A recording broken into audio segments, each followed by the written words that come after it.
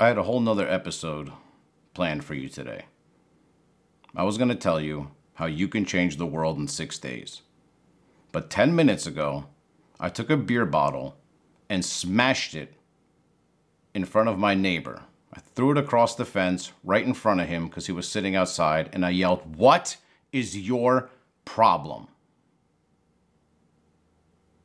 True story. You know why?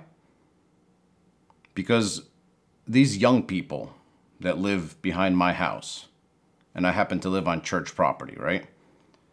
They throw beer bottles on our side of the property every time they have a party.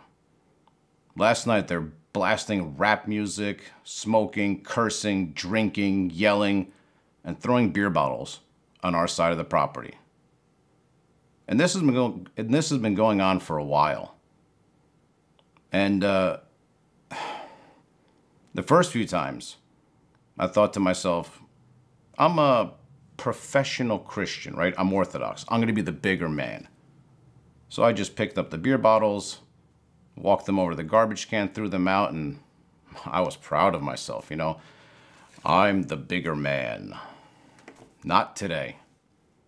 Today I lost it. Because it was like 15 beer bottles.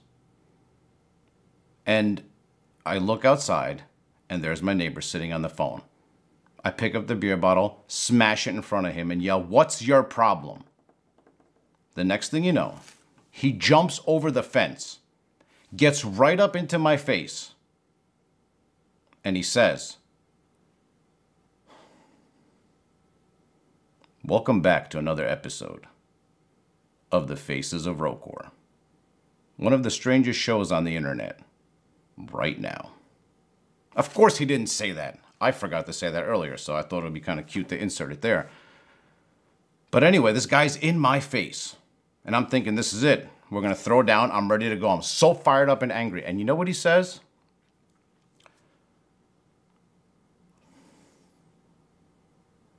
"I'm sorry." He looked me in the eyes, and he said, "I'm sorry. You're right. This is totally disrespectful. I'm really sorry. Can I help you clean up these beer bottles? Is there anything that I can do to help? I will tell all of my friends to be more respectful."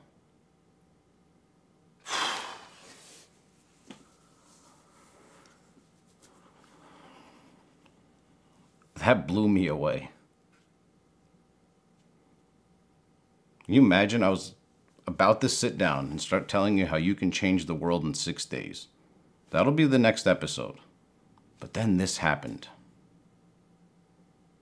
And my whole world just crashed down on my head. And I realized what an idiot I am. Especially considering that the last episode was called "Get Over Yourself." And that's one of the hardest parts about this show, about being the host of this show, because I'm easily the biggest idiot on this show. Because it's so easy to sit here and pontificate and talk to you about all these things, but man, is it hard to take your own advice. But this guy today, he's not Orthodox. Nothing. He taught me more about Orthodoxy, about Christianity, than anyone else in the last few days. But why is this so important? You think, okay, a simple act of kindness can change the world. It's such an obvious thing, right? We have to be kind. I mean, you hear this from the time you're a child. Why? Did you ever stop and ask yourself, why should I be kind to anyone? The answer? Well, otherwise, without kindness, you're going to be bored in heaven. Think about those words. They are not my words. Last week, was the memory of St. Nicholas. And we had a fantastic episode planned. And I was going to share with you something that I've been sitting on for 2.5 years. What I consider to be one of the most powerful sermons that my grandfather, Father Valery Lukyanov, ever gave. But there's one part of that sermon that I cannot get out of my head for the last few days. It's so powerful that I decided that I'm only going to play that one clip for you, because this explains why heaven could be boring for you.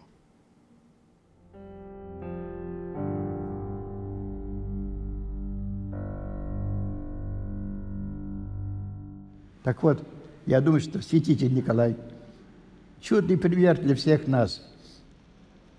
Это он, кто ходил в церковь каждый Божий день. Это он, который приходил единственный в церковь каждый день в 12 часов ночи. Пустые улицы, пустой город, пустой храм, никого нет. И отец Николай идет каждый день в храм в 12 часов ночи, чтобы там помолиться за свою немощь, помолиться за близких его сердцу людей. Вот посмотрите вокруг себя. Посмотрите внимательно, посмотрите на нашу маленькую группку людей. Мы все собрались сюда не ради музыки церковной, не ради красивого слова. Мы сюда собрались ради нашего сердца, чтобы получить доброту сердца. Ведь трудно представить себе, что кто не возрастет в своем сердце доброты, ему будет совершенно скучно и нечего делать в Царстве Небесном. Это ужасная вещь, которую мы забываем и как-то проходим мимо. И самое обидное, что своим детям не внедряем этого чувства, понятия, что доброта – это есть все, что Господь от нас хочет. Вот мы здесь и собрались ради наших добрых сердец. Сейчас мы все друг друга такие милые. Сейчас мы друг друга так любим. Нам так хорошо. И это не бывает каждый день, это не бывает каждый час. Мы в семью приходим, там бывает часто какой-то полный разлад, как будто бы нету там православных людей, как будто не все верят в одного Бога. И страшно смотреть на это. И мы сами, я многогрешный, мы в этом постоянно грешим. Ссоримся с женами, ссоримся с мужьями, с детьми, с внуками. Целая жизнь какой-то борьбы не нужна никому. Но где же добро-то? Где же молчание-то? Мы сюда, братья и сестры, дорогие мои, мы сюда приходим только с одной целью. Чтобы прийти сюда, может быть, не совсем чистенькими, серенькими, но выйти отсюда чистенькими и беленькими, чтобы мы отсюда вышли бы на воздух и увидеть, и сказать: Господи Боже, слава Тебе, что я жив. И все эти люди, которые окружают меня, они не случайно в моей жизни существуют. Я должен их всех полюбить. Трудно. Некоторые ужасно тяжелый характер. Что делать? Они тоже каются, они тоже стараются и тоже пробуют. Но мы своим личным примером должны помогать другим людям, которые находятся в такой же трудности, что сестра, братик родной, да не сдавайся же ты. Ну, что такое? Держись за Христа, пострадай немножко в этой жизни, чтобы получить там хотя бы какую-то милость и вечную радость. Вот это цель нашей жизни.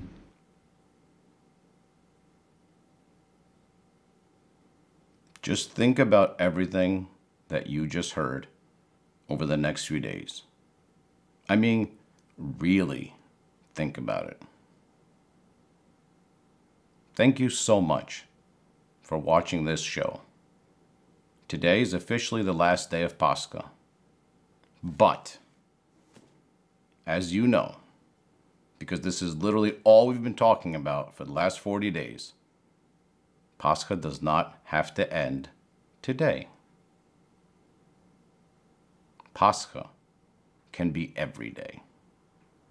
It's up to you. Christos воскресе. Christ is risen. Храни вас, Господь, всех. Христос воскресе! Воистину воскресе!